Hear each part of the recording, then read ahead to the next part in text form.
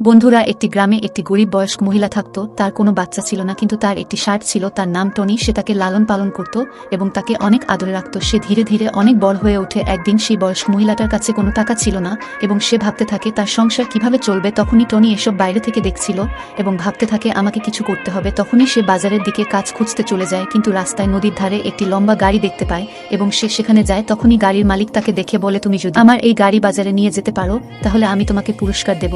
তখনই টনি খুব কষ্ট করে সেই গাড়িটির বাজার পর্যন্ত নিয়ে চলে যায়। গাড়ির মালিক তাকে ধন্যবাদ দেয় এবং একটি সোনার টাকা ভৌত ব্যাগ তার গলায় ঝুলিয়ে দেয়। টনি খুশি হয়ে তার বৃদ্ধ দাদিমার কাছে চলে আসে। তারপরে কি হলো সেটা দেখার আগে এই ছবিটি দেখে বলুন আপনি কাকে বাঁচাবেন। আপনি যদি আমার মতো মাকে বাঁচান তাহলে এই ভিডিওতে একটি লাইক করে চ্যানেলটি সাবস্ক্রাইব করে দেবেন। তারপরে তার দাদিমা টনিকে জিজ্ঞাসা করে, তুমি এই সোনা ভর্তি টাকা কোথায় পেয়েছো? তখনই সেই গাড়িওয়ালা সেখানে চলে আসে এবং বলে, টনি এই টাকাটি অনেক কষ্ট করে ইনকাম করেছে শুধু তোমারই জন্য, কারণ ও তোমাকে অনেক ভালোবাসে, তোমার দুঃখ দেখতে পারে না।